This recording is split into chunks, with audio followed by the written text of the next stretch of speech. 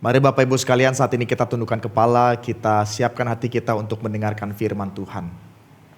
Ya Tuhan, kiranya Kau Allah yang boleh menolong setiap kami, biarlah sungguh firman Tuhan yang akan kami renungkan bersama-sama boleh menolong kami ya Tuhan, untuk semakin memahami isi hati Tuhan dan memahami status kami sebagai anak-anak-Mu yang telah dilahirbarukan, yang saat ini dalam proses pengudusan. Tuhan tolong setiap kami, biarlah waktu ini tidak berlalu dengan sia-sia, tapi biarlah kami boleh menikmati setiap berkat dari kebenaran firman-Mu. Terima kasih ya Tuhan, hanya dalam nama Tuhan Yesus kami berdoa dan mengucap syukur. Amin. Bapak Ibu sekalian, saat ini kita bersyukur apabila kita hari ini dapat menikmati segala puji-pujian, kita dapat menaikkan pujian di hadapan Tuhan dan juga dapat menaikkan pokok doa kita di hadapan Tuhan. Dan saat ini kita kembali akan merenungkan firman Tuhan. Mari saya undang kita semua untuk membuka Alkitab kita dari Kolose pasal yang ketiga, ayat 7 sampai ayat yang ke-10. Kolose pasal yang ketiga, ayat 7 sampai ayat yang ke-10. Firman Tuhan berkata demikian, "Dahulu kamu juga melakukan hal-hal itu ketika kamu hidup di dalamnya. Tetapi sekarang buanglah semuanya ini, yaitu marah, geram, kejahatan, fitnah, dan kata-kata kotor yang keluar dari mulutmu. Jangan lagi kamu saling mendustai, karena kamu telah menanggalkan manusia lama serta kelakuannya, dan telah mengenakan manusia baru yang terus-menerus diperbaharui untuk memperoleh pengetahuan yang benar menurut gambar haliknya. Terpujilah nama Tuhan." Saudara sekalian, ketika mempersiapkan bagian firman Tuhan ini, saya merenungkan dan mengingat-ingat dalam masa hidup saya. Saya pikir ada dua masa transisi yang saya pikir cukup berat untuk saya hadapi.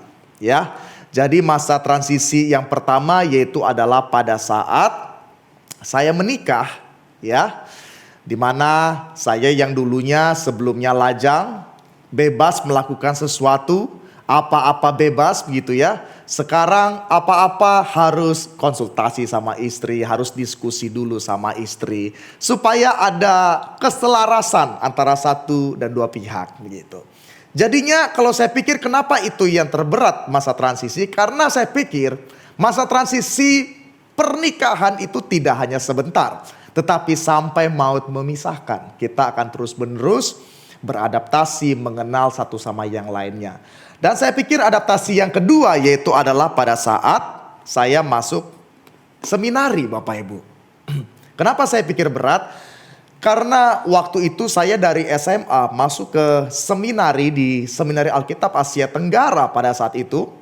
Di mana waktu itu saya mungkin tidak sungguh-sungguh dalam artian hidup terkekang begitu ya, tidak ada dalam aturan, semau saya mau belajar terserah gitu ya, dan juga disiplin saya yang atur sendiri. Tetapi pada saat masuk seminari ini merupakan satu adaptasi yang besar bagi saya, karena sebelumnya saya yang atur sendiri, sekarang saya harus diatur.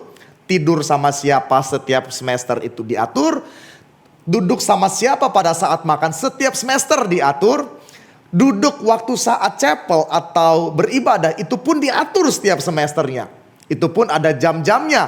Jam-jam misalnya bangun pagi jam 5 ya, kemudian saat teduh jam 6. Habis saat teduh jam 7 harus ke ruang makan. Setelah itu mengikuti kelas sampai pada malam hari. Saya hidup di seminari untuk sungguh-sungguh menjadi anak seminari. Artinya Bapak Ibu sekalian, saya harus benar-benar beradaptasi untuk membiasakan diri saya yang awalnya bebas, tetapi pada akhirnya harus memiliki status dan menjalankan status anak seminari itu dalam hidup saya. Tetapi Bapak Ibu sekalian, masa seminari itu hanya 4 tahun ya, hanya 4, 5 sampai 6 tahun seperti itu. Dan ketika kita menjalaninya, tentunya lama-kelamaan akan terbiasa, akan beradaptasi dengan baik begitu. Sekalipun masa-masa awal itu tidak mudah, mungkin 1 tahun atau 2 tahun.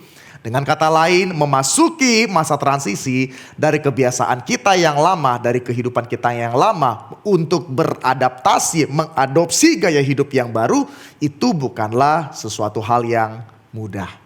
Demikian pula ketika kita merenungkan kehidupan kita sebagai orang percaya, Dari kehidupan kita yang lama, di mana kita menikmati dosa, kita menghidupi hidup yang dalam dosa, beradaptasi, masuk kepada transisi kehidupan kita yang baru. Tentu ini bukanlah sesuatu hal yang mudah. Karena kita sadar kehidupan kita yang ada sekarang, yang kita hidupi adalah kehidupan yang masih ada dalam daging. Di mana kuasa dosa itu masih ada dalam diri kita. Tetapi yang kita membuat kita bersyukur bahwa kita memiliki kuasa. Kita diberikan kuasa oleh Tuhan untuk menang atas dosa. Bapak Ibu sekalian, saat ini kita mau merenungkan bagian firman Tuhan ini dalam Kolose pasal yang ketiga. Sesungguhnya ini merupakan eksposisi dari ayat 5 sampai ayat yang ke-25. Namun ayat 7 sampai 10 cukup menjadi pengantar bagi setiap kita untuk melihat ayat ini secara keseluruhan. Saudara, hal yang pertama yang perlu kita perhatikan yaitu adalah melalui perikop ini kita diingatkan bahwa kita harus menanggalkan manusia lama kita. Saudara, sepanjang minggu sebelumnya kita itu banyak berbicara, membahas mengenai surat Kolose. Kita tahu pergumulan Rasul Paulus atas jemaat Kolose, di mana mereka itu dipengaruhi oleh ajaran-ajaran atau filsafat-filsafat yang membuat mereka tersesat. Mereka pada akhirnya mengalami sinkretisme filsafat dengan apa yang mereka yakini. Sehingga begitu banyak hal-hal yang pada akhirnya mempengaruhi kehidupan mereka. Saudara sekalian, kalau kita melihat pada bagian ini, kita masuk ke dalam pembahasan pada Rasul Paulus yang berbicara mengenai manusia baru. Tetapi sebelumnya kita lihat di perikop sebelumnya kita dapat melihat bahwa Paulus memberikan satu penjelasan bahwa sebagai ciptaan baru, sebagai anak Tuhan, sebagai milik kepunyaan Allah, kita harus mencari perkara yang di atas. Apa itu mencari perkara yang di atas? Artinya kita mencari apa yang menjadi kehendak Tuhan, apa yang menjadi kebenaran Tuhan. Itulah yang kita cari mengenai perkara yang di atas itu, Bapak Ibu sekalian. Dan pada akhirnya kita melihat, ketika kita melihat bagaimana kita sebagai anak Tuhan mencari kehendak yang di atas itu, maka kita melihat di sini penjelasan Rasul Paulus karena kita memiliki status kita sebagai manusia baru.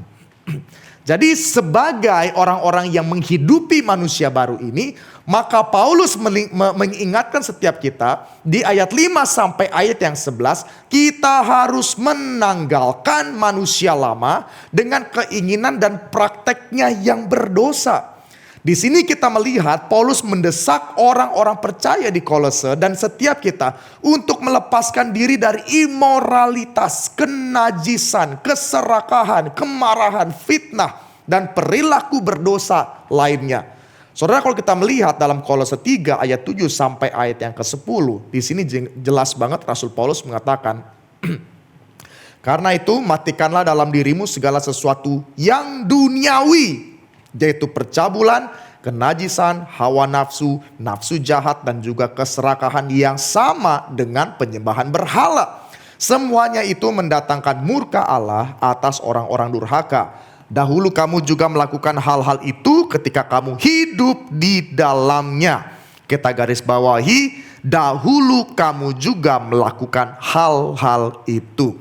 Tetapi sekarang buanglah semuanya ini, yaitu marah, geram, kejahatan, fitnah, dan kata-kata kotor yang keluar dari mulutmu. Jangan lagi kamu saling mendustai, karena kamu telah menanggalkan manusia lama serta kelakuannya.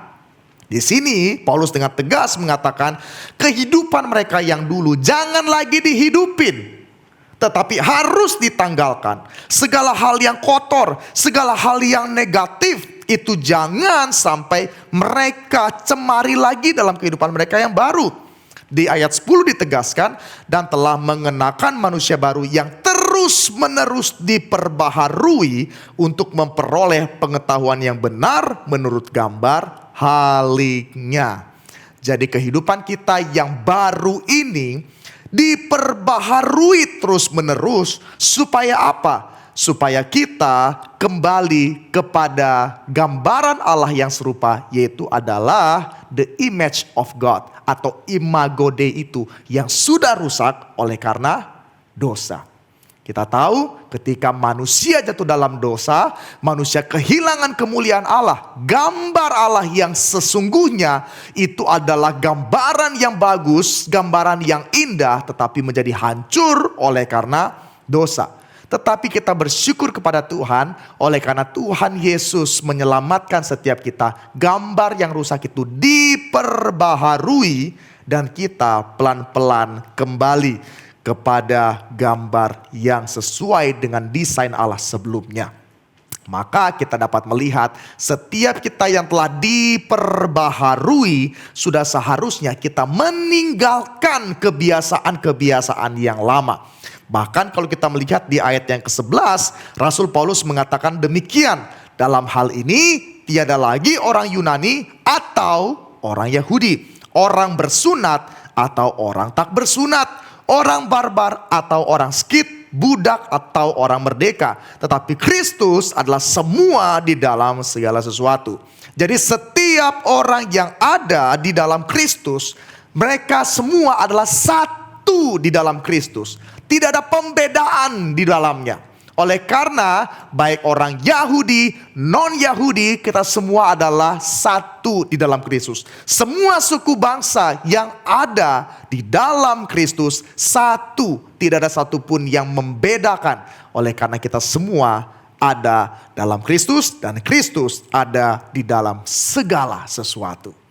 Saudara sekalian, di sini kita melihat apabila kita selama ini masih struggle atau mungkin pada akhirnya kita menyerah dengan kehidupan kita kembali lagi dengan hopeless ke kebiasaan kita yang lama.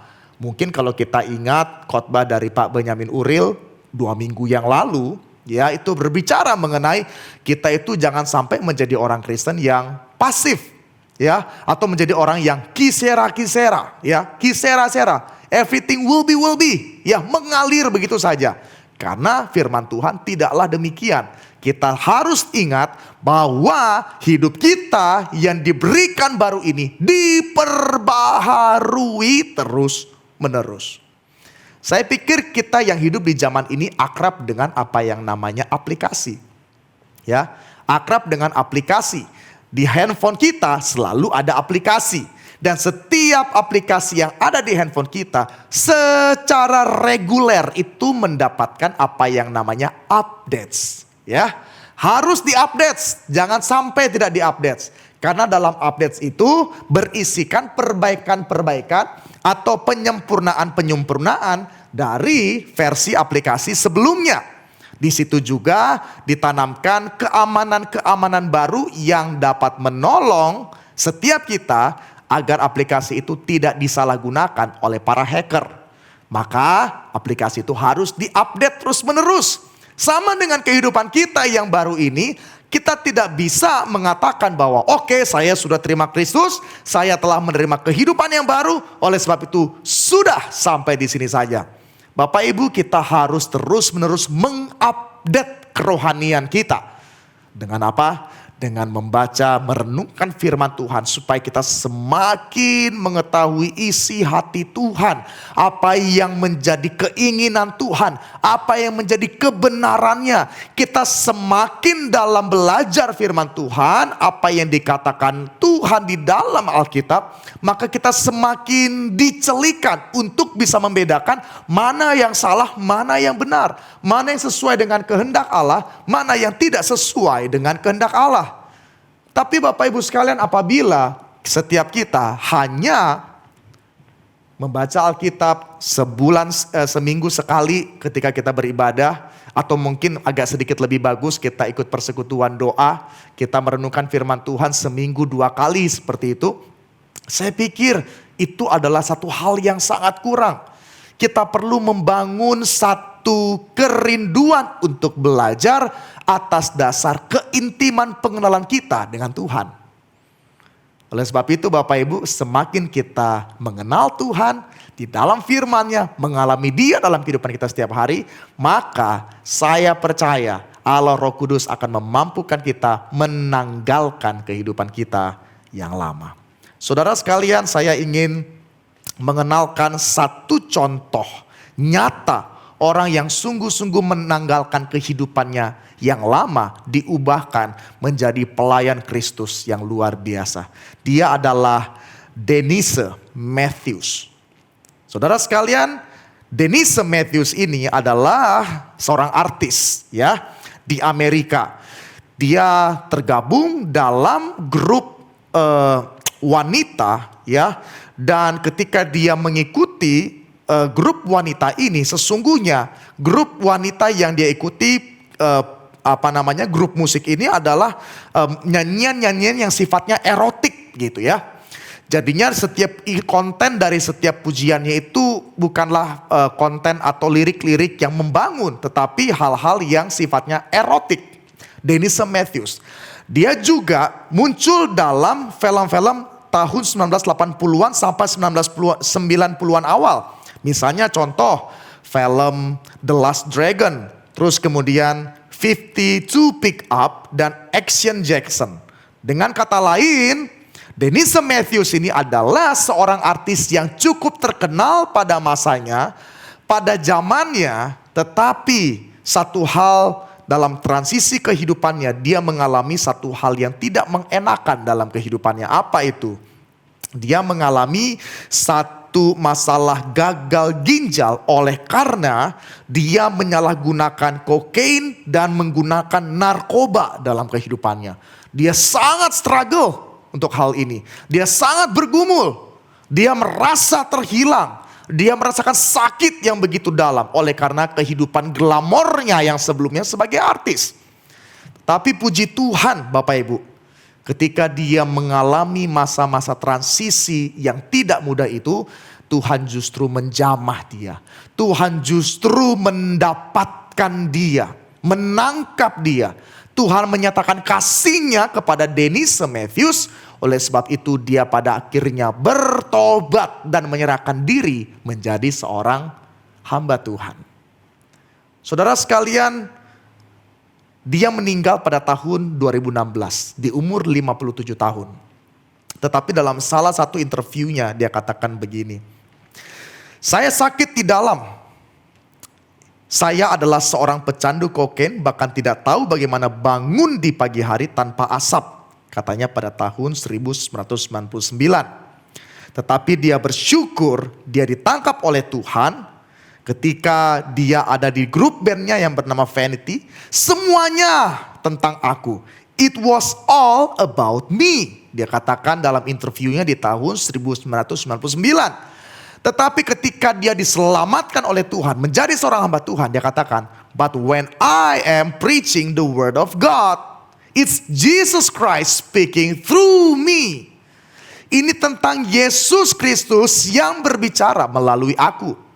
Saya tidak mau orang-orang melihat siapa saya sebelumnya. Tetapi ketika saya menjadi ciptaan baru, Tuhan telah menciptakanku baru. Tuhan telah membuatku baru. Dan saya ingin orang-orang melihat kehidupanku yang telah diperbaharui. Sampai pada akhir hidupnya, Denise Matthews menjadi anak Tuhan yang sungguh-sungguh taat kepada Allah. Dia melayani sampai pada akhir hidupnya. Maka Bapak Ibu sekalian, kita melihat dalam 2 Korintus 5 ayat 17 dikatakan apa? Jadi siapa yang ada di dalam Kristus, ia adalah ciptaan baru. Yang lama sudah berlalu, sesungguhnya yang baru sudah datang. Setiap orang yang ada di dalam Kristus, dia adalah ciptaan yang baru. Kita semua telah diperbaharui dari kehidupan kita yang lama, yang hidup dalam kesia-siaan. Maka sudah seharusnya setiap kita yang sungguh-sungguh menyadari bahwa saya adalah ciptaan baru, sungguh-sungguh menghidupi bahwa kehidupan yang saya hidupi saat ini sudah seharusnya saya jalani dengan sungguh-sungguh. Bukan dengan asal-asalan, bukan dengan kesia-siaan. Maka Bapak Ibu sekalian, hal yang kedua yang perlu kita perhatikan, Paulus menunjukkan bagaimana seharusnya kita mengenakan manusia baru itu di ayat 12 sampai ayat yang ke-17. Saudara, kalau kita melihat Di dalam Kolose 3 ayat 12 sampai 17, Paulus ini menunjukkan atau memberikan ciri-ciri apa sesungguhnya manusia baru itu. Ada kebajikan, ada kasih sayang, ada kebaikan, ada kerendahan hati, kelembutan, kesabaran, pengampunan, dan kasih. Dan dalam hal ini dia mendorong orang-orang percaya di Kolose dan setiap kita memakaikan diri kita dengan sifat-sifat saleh ini dan membiarkan damai sejahtera Kristus memerintah dalam hati kita. Mari saya ajak kita semua untuk melihat di ayat 12 sampai ayat yang ke-17. Kolose 3 ayat 12 sampai ayat yang ke-17, di sana dikatakan, karena dengan Dia kamu dikuburkan, Kolose 3 ayat 12 sampai ayat yang ke-17 sana dikatakan, karena itu sebagai orang-orang pilihan Allah yang dikuduskan dan dikasihinya, kenakanlah belas kasihan, kemurahan, kerendahan hati, kelemah lembutan dan kesabaran. Sabarlah kamu seorang terhadap yang lain dan ampunilah seorang akan yang lain apabila yang seorang menaruh dendam terhadap yang lain. Sama seperti Tuhan telah mengampuni kamu, kamu perbuat jugalah demikian. Dan di atas semuanya itu kenakanlah kasih sebagai pengikat yang mempersatukan dan menyempurnakan. Hendaklah damai sejahtera Kristus memerintah dalam hatimu, karena untuk itulah kamu telah dipanggil menjadi satu tubuh, dan bersyukurlah. Hendaklah perkataan Kristus diam dengan segala kekayaannya di antara kamu, sehingga kamu dengan segala hikmat mengajar dan menegur seorang akan yang lain, sambil menyanyikan mazmur, puji-pujian, nyanyian rohani. Kamu mengucap syukur kepada Allah dalam hatimu, dan segala sesuatu yang kamu lakukan dengan perkataan atau perbuatan, lakukanlah semuanya itu dalam nama Tuhan Yesus sambil mengucap syukur oleh Dia kepada Allah Bapa kita. Saudara, kalau kita melihat pada bagian ini, jelas sekali Paulus mengatakan seharusnya itulah kehidupan baru yang kita jalankan sebagai anak Tuhan. Kita sungguh-sungguh memakai kehidupan kita ini bukan untuk memuaskan diri kita, tapi bagaimana setiap tindakan yang tadi diuraikan oleh Rasul Paulus ini, bagaimana kita berinteraksi dengan orang lain dan bagaimana kehidupan kita dapat menjadi berkat bagi orang-orang yang kita temui. Ada pengampunan, ada belas kasihan.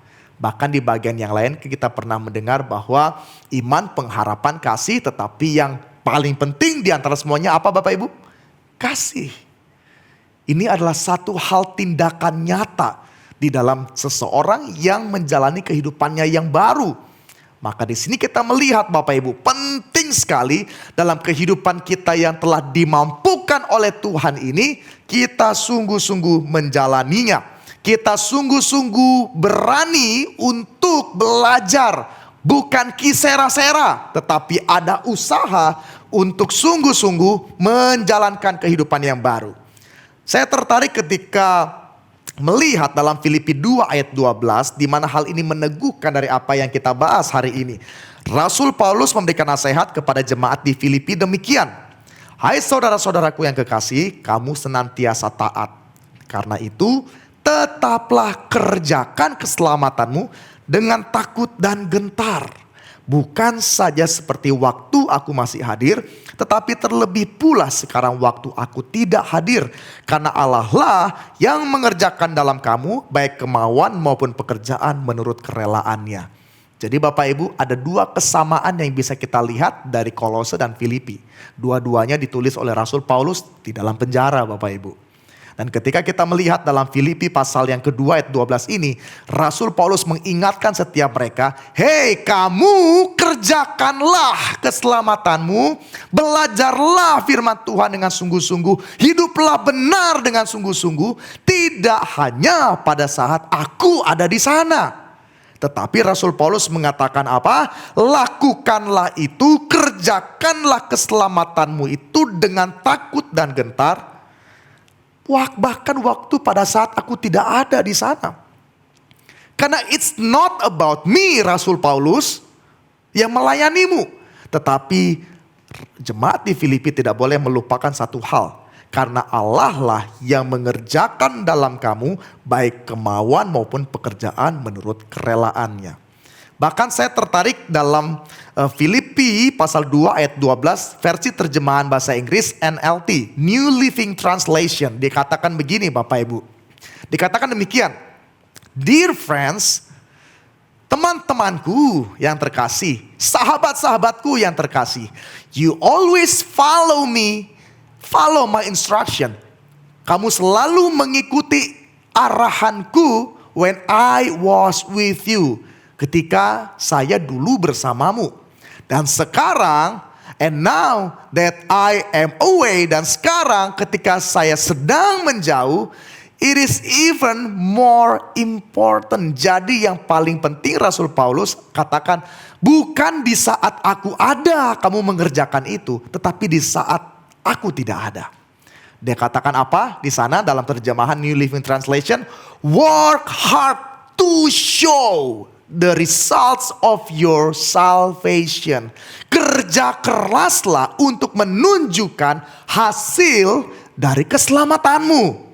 Kerja keraslah untuk menunjukkan hasil dari keselamatanmu. Taatlah kepada Tuhan dengan penundukan secara penuh dan penuh kegentaran. Saudara sekalian, kata work hard atau kerjakan di dalam terjemahan aslinya itu lebih bernuansa kepada seseorang yang memproduksi sesuatu atau mempersiapkan makanan. Ya, tentu kalau seseorang memproduksi sesuatu tentu diperlukan persiapan-persiapan yang matang. Tidak hanya sekedar persiapan-persiapan yang ala kadarnya. Tetapi orang itu harus mempersiapkan bahannya seperti apa. Kemudian bahkan orang itu harus memikirkan racikannya seperti apa. Sterilisasinya seperti apa. Bahkan ketika diproduksi seperti apa. Bahkan kata workout ini atau misalnya kata kerjakan ini juga dapat diterjemahkan sebagai seseorang yang sedang olahraga. Yang sedang mempersiapkan diri untuk mendapatkan hasil sebuah kesehatan yang baik di dalam gimnastik pada zaman itu. Jadi saudara sekalian, ketika kita memahami akan hal ini, kita tahu bahwa ketika kita sedang mengerjakan keselamatan ini, kita sedang mempersiapkan diri kita. Kita sedang mematangkan diri kita. Kita sedang mendewasakan diri kita. Oleh karena kita tahu kita adalah orang yang sudah diperbaharui oleh Tuhan. Kita orang yang telah diselamatkan oleh Tuhan. Maka kalau kita melihat dari bagian ini, work hard to show the results of your salvation. Kerja keraslah untuk menunjukkan hasil dari keselamatanmu. Kita akan teringat salah satu dari perkataan firman Tuhan, iman tanpa perbuatan itu mati. Jangan sampai kita mengatakan kita orang beriman, tetapi kehidupan kita justru menjadi batu sandungan, Bapak Ibu. Jadi kita perlu melihat akan hal ini, bagaimana kehidupan kita yang sudah diperbaharui ini sungguh-sungguh dapat terlihat dan dinikmati buahnya oleh banyak orang. Supaya nama Tuhan ditinggikan, dimuliakan. Tuhan telah memberikan kita kehidupan yang baru ini. Tuhan telah memperbaharui kita. Oleh sebab itu kita jangan menyia-nyiakan kehidupan kita yang berharga ini, yang diperbaharui oleh Tuhan dengan hidup di dalam dosa. Maka ada hal yang paling penting yang perlu kita ketahui. Ketika kita hidup diperbaharui oleh Tuhan, maka kita tahu bahwa ada satu yang dapat memampukan kita untuk hidup di dalamnya, yaitu adalah Kristus. Saudara, hal yang ketiga yang perlu kita ketahui yaitu adalah ketika kita memiliki hidup yang baru ini, artinya kehidupan kita bukan lagi kita yang kendalikan, bukan lagi ego kita yang kendalikan, tetapi kita harus membiarkan Kristus yang memerintah di dalam kehidupan kita sebagai pribadi. Kita bisa lihat itu di ayat 18 sampai ayat yang ke-25 Bapak Ibu sekalian. Di sini kita melihat bahwa kehidupan yang baru itu tidak hanya berdampak kepada dari dalam keluar. Tidak hanya bagaimana kita itu berusaha untuk dapat menjadi berkat. Tetapi kehidupan yang baru itu juga berkenaan dengan relasi kita dengan orang lain. Kalau kita melihat dalam ayat 18 sampai 25 itu dikatakan dengan jelas demikian.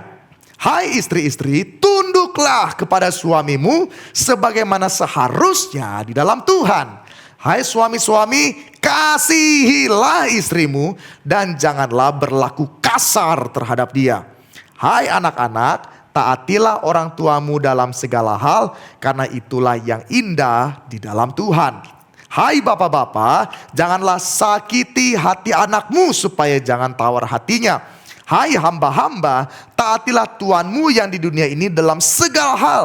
Jangan hanya di hadapan mereka saja untuk menyenangkan mereka, melainkan dengan tulus hati karena takut akan Tuhan.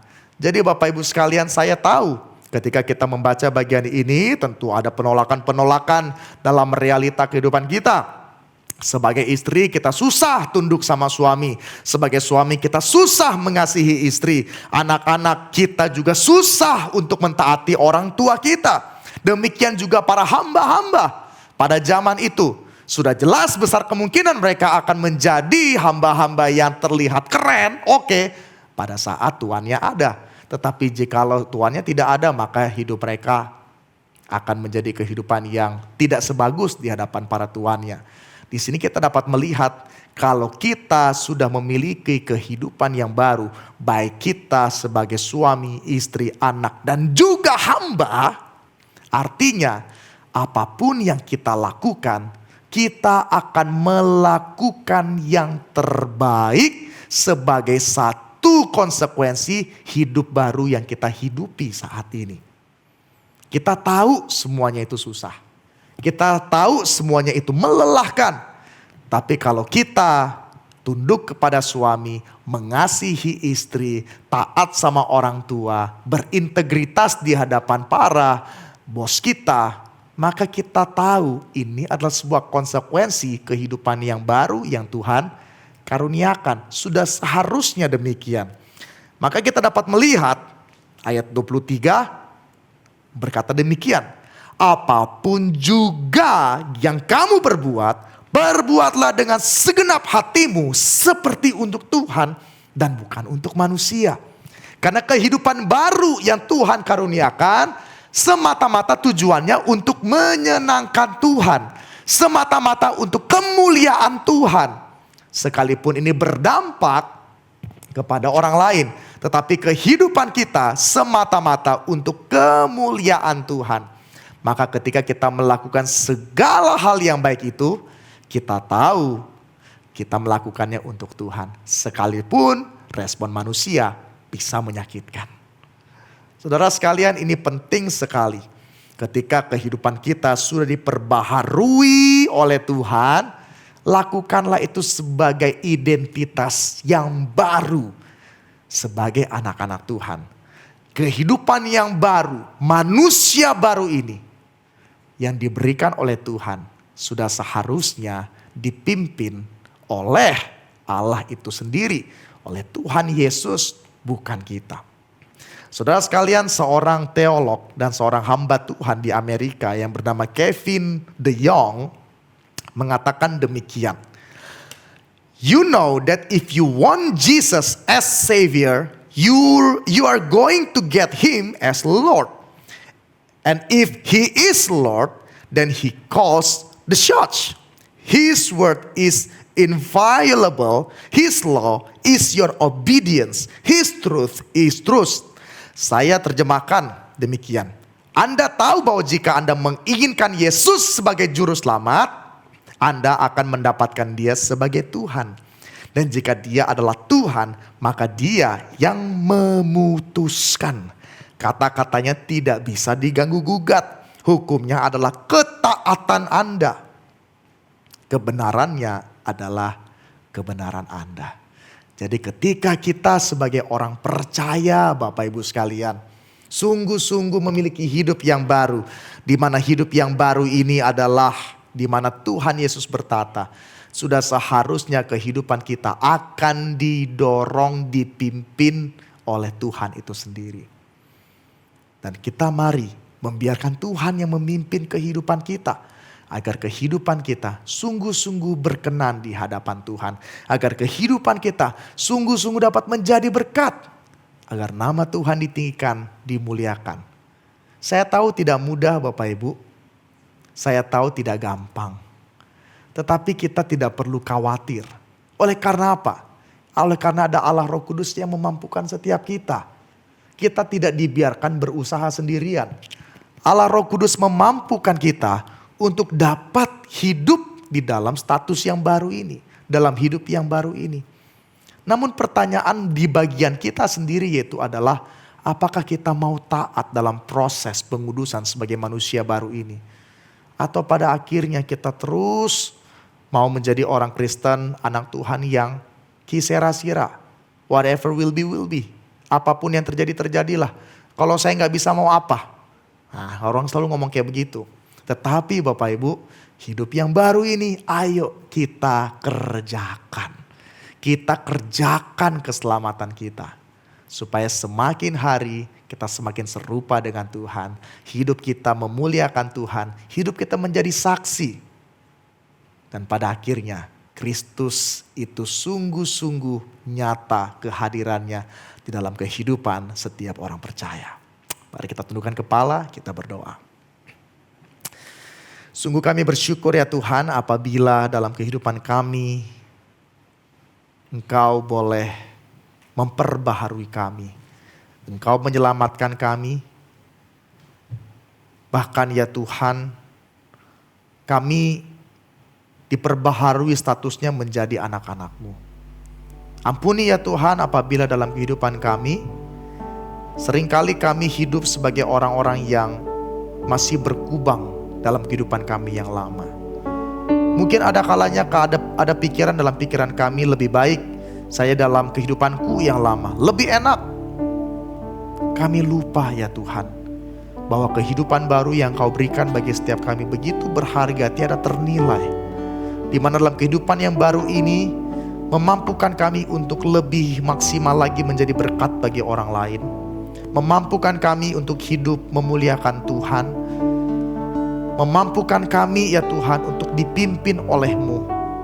Karena Engkau Allah yang telah menguduskan kehidupan kami menjadi milik kepunyaan-Mu. Tuhan tolong setiap kami, biarlah dalam status kami, kehidupan kami yang baru, kami dapat menjadi saksi-saksi-Mu dimanapun kami berada. Karena Engkau lah yang mengerjakan di dalam kami dan melalui kami. Terima kasih ya Tuhan. Hanya dalam nama Tuhan kami Yesus Kristus kami berdoa dan mengucap syukur. Amin.